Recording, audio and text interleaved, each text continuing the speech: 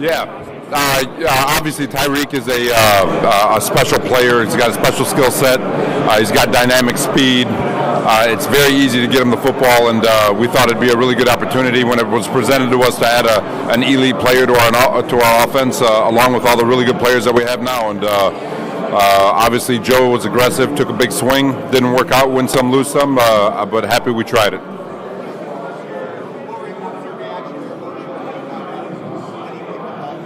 But you know what? It's football, right? You win some, you lose some. The young man wanted to go to Miami. We knew that. We knew we had to be aggressive, which I felt like we were. And it's really excited for him. You know that he gets his opportunity to go back home, but and really excited for the opportunity to compete against him.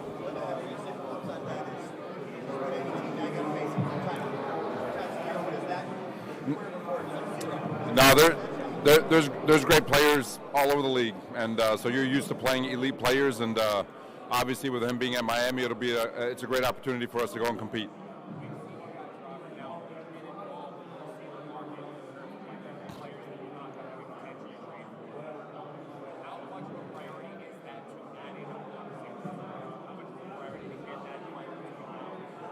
I don't know if it's a priority. Obviously, we want to add as many really good players as we can. We've got a lot of draft capital to do some of that.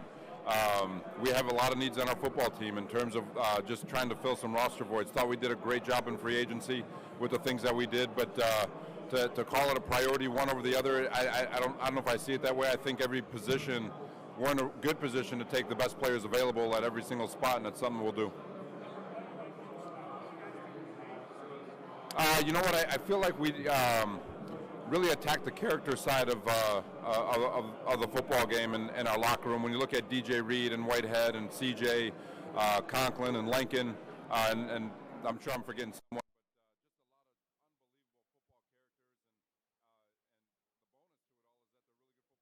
Too, and they're bringing an edge to the locker room. They're bringing professionalism to the locker room, and they're bringing a winning pedigree to the locker room. They've all been in championship games. They've all been in winning organizations. So it's really exciting to get those guys here.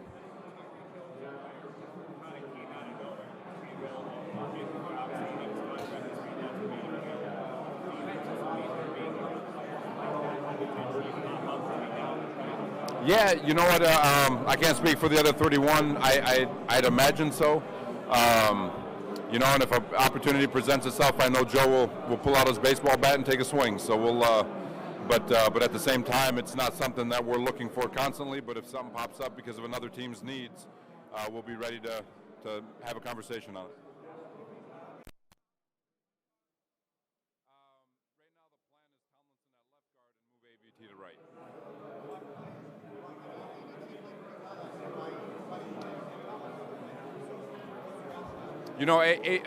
Lincoln's been in the league a long time, playing left guard for a very long time. AVT has shown flexibility in college. He played tackle, played guard.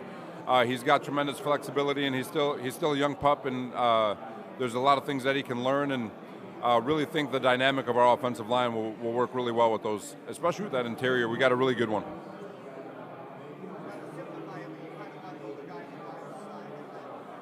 No, it's just, either way, Lincoln, like I said, has had a lot of success at left guard in this league. He was a Pro Bowler last year, and it's something that we just don't want to mess with for him. AVT will be fine. He's still young. There's still things that he's still learning.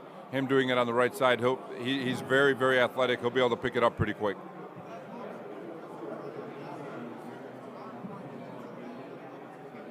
At any position. Weapons, obviously, they're game changers. Anyone who can touch the ball and go 80 at any moment is important. And, so if those opportunities present, we'll attack. But at the same time, we're not in a panic either, because we have a lot of draft capital, and it's things that we can address in the draft.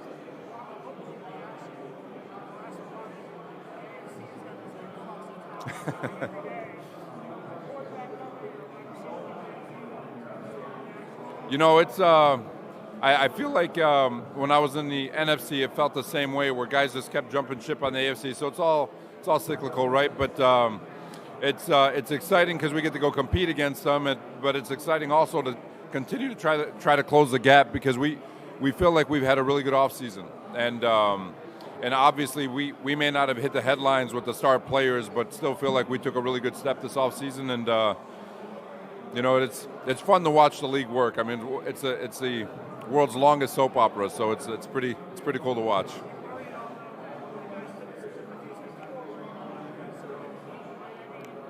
Yeah, it's going to happen. We're still building. Obviously, we're going to have our moment in the sun, and it's a big off season for a lot of our young guys to come in and take a step and show the progress that we know that they're capable of. And when they do that, and when it's our time to pounce, we'll pounce. But like I said, though, we've got a lot of draft capital. We got a lot of exciting moments. This off season's not close to done.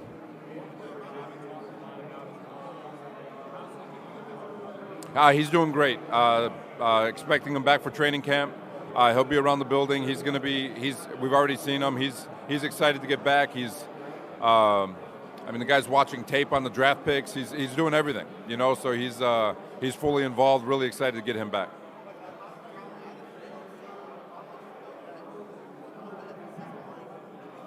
I don't think it changes anything. We were the worst defense in football last year, and it's got to get better. And we're playing a lot of elite football players, and I think second year in the system will add some continuity. But at the same time, we were young last year, and they're going to get better. We get Carl back. We'll add pieces, so we'll be better. What does that look like? I'm not sure yet, but we'll definitely be better.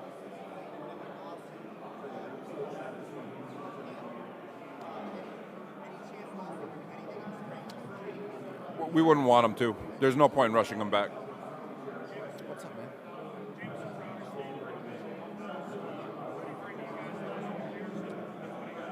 Oh yeah, Jameson's a pro's pro. Very smart route runner, all that stuff, all the football stuff aside, he's going to be one of the better locker room guys at Buffalo. He's a tremendous leader. Guys look up to him. Really sad to see him go. Really excited for his next opportunity.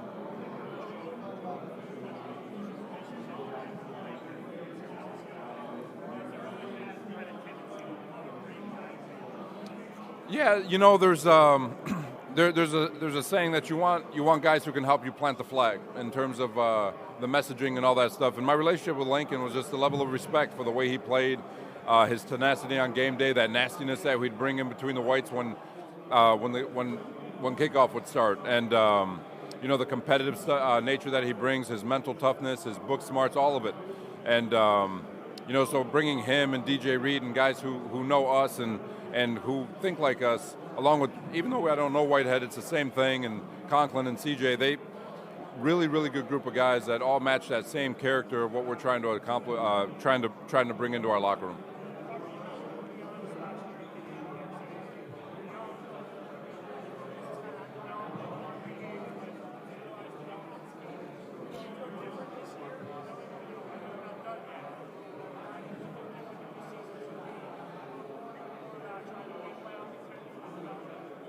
Yeah, it doesn't. We're still young. You go from a rookie to a second-year player. You're still young. So for me, we all want to see that progress. That glimmer of hope that you're about to be a superstar. That step in the right direction. That you're going to be a fixture in the NFL for years to come. And that's what you're looking for out of these young guys. But you also want to see Becton make a comeback and have a great third year. You want to see Mimsy come back and have his best year, and Ashton Davis and all the 20 draft picks to bounce back from what happened a year ago. They have a chance. They're all special and they can do this. But so there's a lot of things that we want to look at over the course between now and the season. And when the season starts, there's that jump that we'd like to see everybody make.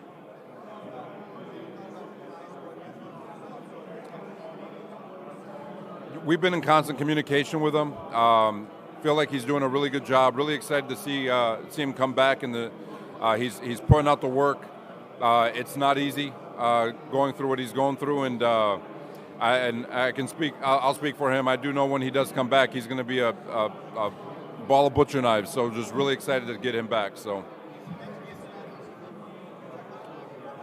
Well, just in general, he's a very large man, and he's been working on that knee. So the road back for him is going to be harder than a guy like me, who, if I had the same injury, I'm like, it is what it is, and I know he's working his tail off, and really excited to get him back.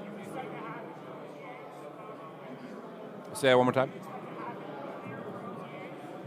That I'm not sure about that one yet, but excited to get him back for OTAs.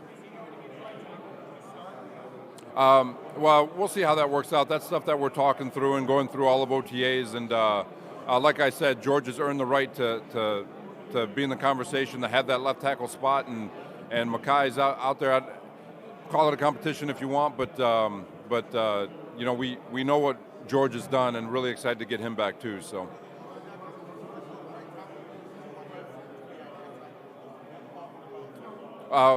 We'll see. We'll see.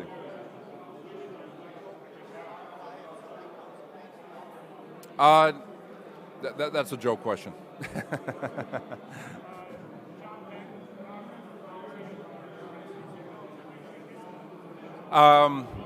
We'll talk about that when we get back. It's good. You know, we're working with the league office and all that stuff, so we'll discuss all that stuff internally.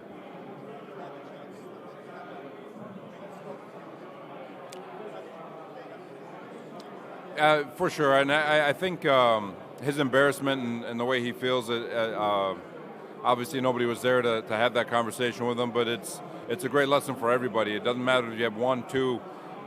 In this day and age, it's very easy to get an Uber. It's not hard, and I know he knows he made a mistake, and hopefully it's something that we can learn from.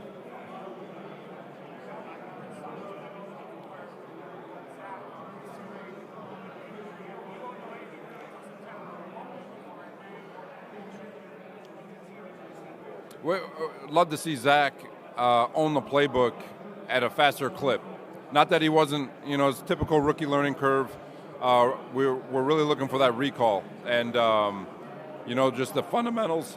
Sorry, guys. So the fundamentals, all the different stuff that that we're looking for. That's all going to come, but for OTAs, really looking for him to take that step in the right direction with regards to playbook, football 101, absorbing the scheme, so he can play a lot faster.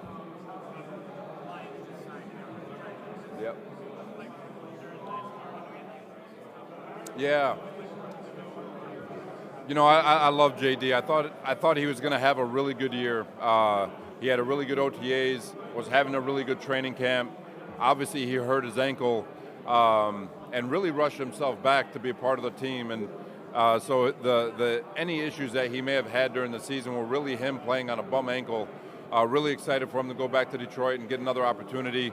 Really thought he was going to have a good year last year before that injury, but a tremendous individual, has his head in a really good spot, so really excited for him and his op.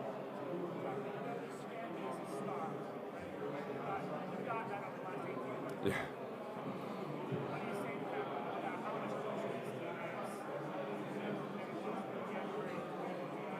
You know, I know that we are closer. I know that we've done a really nice job with Joe and our staff and his staff rebuilding the foundation and replanting a foundation that we can build off of. The locker room is in really good shape. We got tremendous leadership in the locker room. We've got players who want to be here. They're not here because they're overpaid. They're here because they want to be here. And we've got guys who are made of the right mindset. We've got really good football players. And now it's about developing our young guys, continuing the draft, and continuing to close the gap that exists within the division.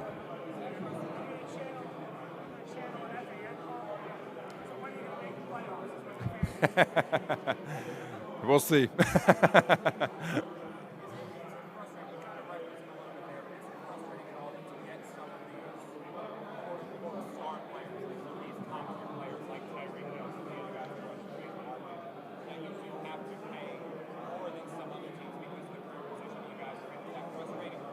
No, yeah, of course it might be a little frustrating, but at the same time, you know, it's anytime you're in a rebuild. I've told you guys a million times, this is number 5, and early in the rebuild, that's just what it is. You know, people want to go to the perceived team that's closer to a championship, and but at the end of the day, it was like that in San Francisco in 17 and 18, and then you get Kittle and you draft Bosa and you draft You trade, you get Richard Sherman in free agency, and you add a couple of pieces, and next thing you know, you draft Fred Warner, and you hit, and now people just want to come to you, and so there's no panic. There's no panic at all. Does it get frustrating? Sure, but at the same time, it's something that we've been through. We expect it, and it's something that'll change eventually.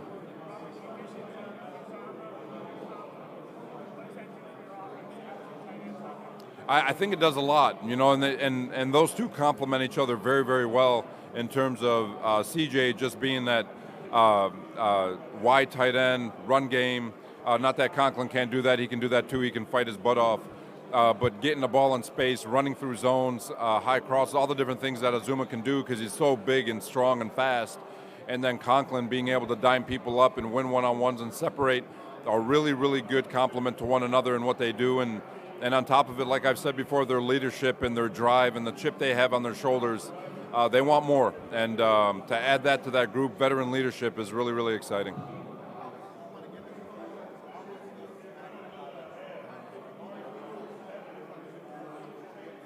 Oh, yeah. So DJ Reed, I always talk about Nate Shepard being the king of strain.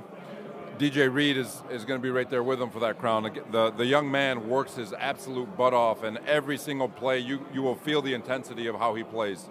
Having him out there in his fight, obviously it helps the D-line a lot. Whitehead, what he's going to bring, along with his toughness and his tenacity, his ability to communicate, and his mental football IQ is off the charts. And to have him back there to be a stabilizing force for our young backfield, defensive backfield, again, couldn't be happier that he's here, and really excited to see him play. Defined significantly. No, it's going to be a lot better. It'll be a lot better.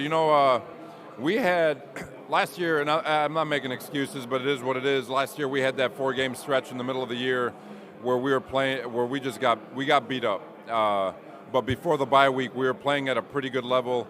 And after those 4 games, we played significantly better. I think we ranked like 18th in ball, which is still not good enough, but we were better a year ago at the end of the last half of the year. But those 4 games in the middle of the season were so bad we could never recover. And so very confident, especially when we get Carl back and we continue to add in the draft, and our young guys continue to get better. Really excited about our group and its ability to get better.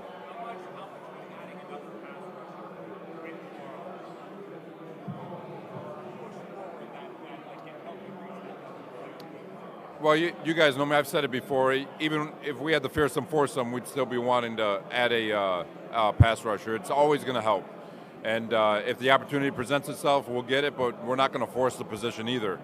John Franklin Myers is in good shape, obviously, with Carl. We got added Jacob Martin. Bryce Huff is still in the fold, so we still feel good about our defensive line as it stands. Quinnen is getting ready to have a really good year, and Sheldon Rankin. So it's still a really good group. And it allows us the ability not to have to force the issue at any of our draft picks. If someone's there, we'll pounce on it. So.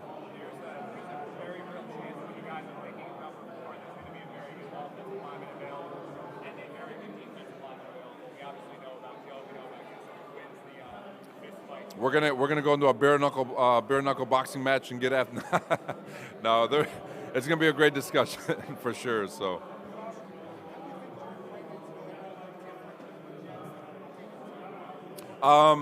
With Jordan, he did a lot of different things in Tampa. Played corner, played nickel, played safety. He did a lot of different things, which shows he has the mental aptitude to be able to handle a big workload. He's going to play one spot and do a handful of things. So really excited to see where he can go when he's asked to do the same thing over and over and over again. And everyone's different philosophically, but honing in on a position where he can put himself on repeat. We always feel like a guy can maximize and really take his game to another level.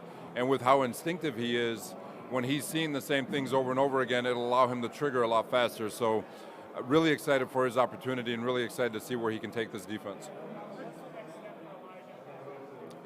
Same thing as Zach. Take the step in the right direction. That in terms of your ability to show that you belong in this league for the long haul. Everyone can have a good rookie year. the really good ones have a very good second year, and the special ones trigger in the third year. So it's for him, it's to continue to get better, show up the way he shows up every day, bring your best effort every day, and trust that the results will be exactly what you want. What's up?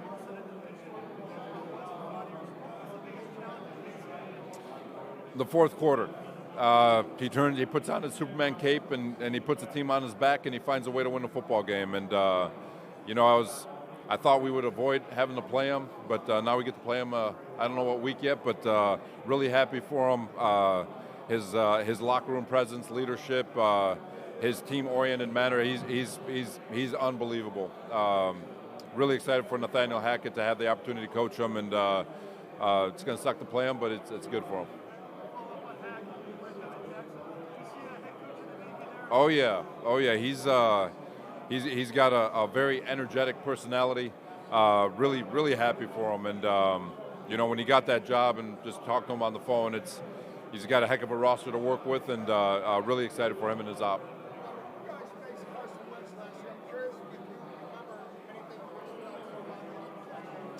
Big man, very good decision maker. He was very accurate that particular day, and they beat us up pretty good. I remember that much. Yeah.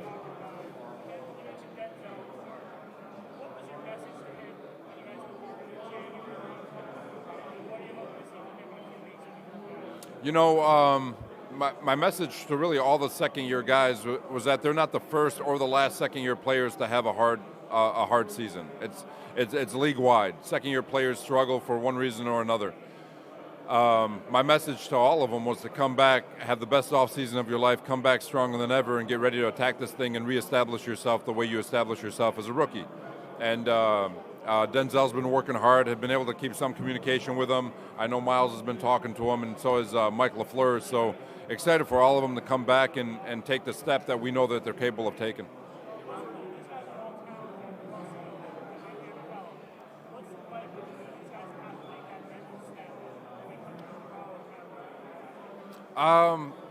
That's a great question. It's a combination of understanding the word no, and there's the balance of social life, money, and keeping the main thing the main thing. And somewhere in their rookie year and in that off season, they lose touch with the answer no. They struggle to balance the money, social aspect, and their want to go out and have their first bout of freedom that they've ever had in their life with millions of dollars in their bank account, right? So that's why a lot of second-year guys struggle. They just struggle with that balance and all that stuff. So hopefully this offseason they understand the balance, they understand how to attack it, and they understand how hard this business is. And usually they work their tails off, and they somehow trigger in the third year. So 1 second. Yep.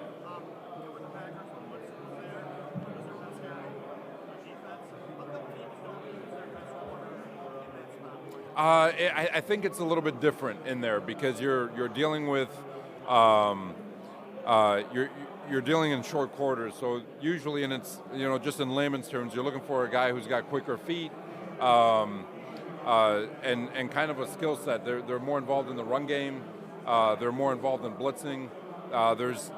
They've got different things to do other than just being a man-to-man or a zone third corner or cloud corner. They've got hook drops, curl drops. They just do more. So they're almost like a hybrid between a safety and a corner, where a safety is a hybrid, or hopefully that's made. So they're kind of in between that safety corner because they got to do a heck of a lot more stuff. Good.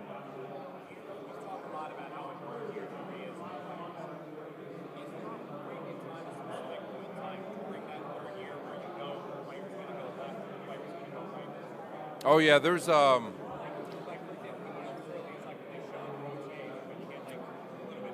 it's somewhere in training camp because you still have the hurdle of the 40 days when they're gone. So when they come back to training camp, there's like right around that third preseason game, and just the consistency is built up, and they built some equity. You feel like, okay, this dude's about to go off, and so you just see it all the time. No.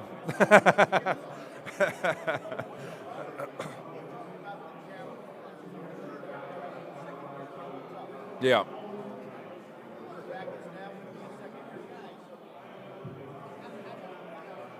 Same thing. You know, you try to beat it at the forefront. I think our performance staff has put together a really cool curriculum with regards to keeping the main thing, keeping the distractions at a minimum, and just helping them through this off season.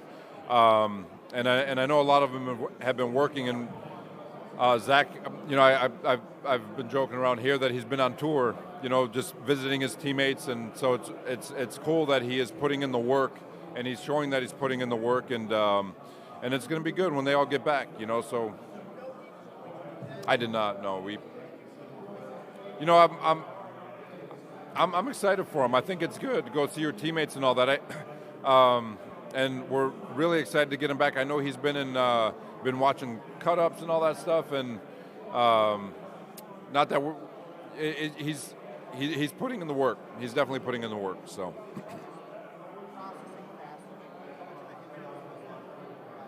Say that one more time. Yeah.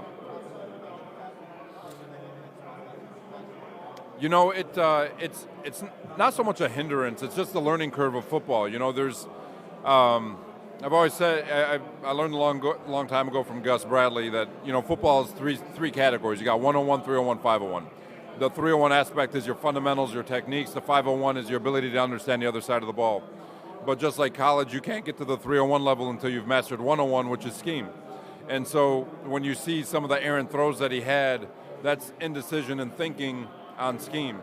So hopefully he comes back this year, masters that aspect of it, and then people can, because a lot of people saw it when his feet were right, his eyes were right, and he knew the play exactly the way it needed to be run. Like he'd rip it in there, and people were like, "Wow, there's the throw." So it's just getting more opportunities to have those situations for him, and that starts with 101 football. Oh man, again, just like all the other guys we brought in, just the character of his character in the locker room, who he is as a man, the role he found within our offense, and Mike LaFleur and everybody, with all the different stuff he does, his reliability as a returner. Super happy that we brought him back.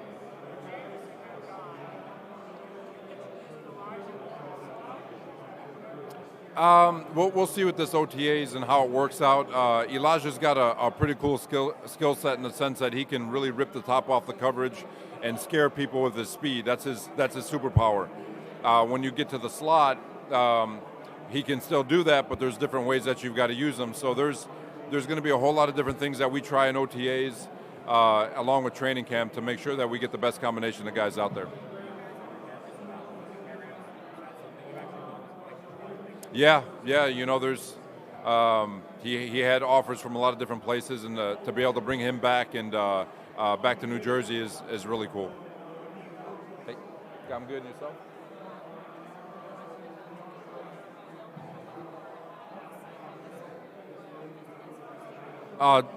Just from when he was a QC, even D'Amico definitely on the fast track, as everybody sees, but it's deserved. He's incredibly intelligent. He's got a tremendous demeanor to him. He's got great presence to him. Very organized, very detailed, and I know he pulled himself out of the head coaching race this year. But I promise, whoever hires him as a head coach is going to be very, very fortunate. Yeah, he's only going to get better. He's only going to get better. He's got obviously in the second half of the year he really got into a groove, and he really and when you watch a tape, that team took it on his identity, and really excited to see what he brings in year two. He's fantastic. You definitely saw it. Definitely saw it. What was your impression of Nate Ollie as a defensive? Nate's great.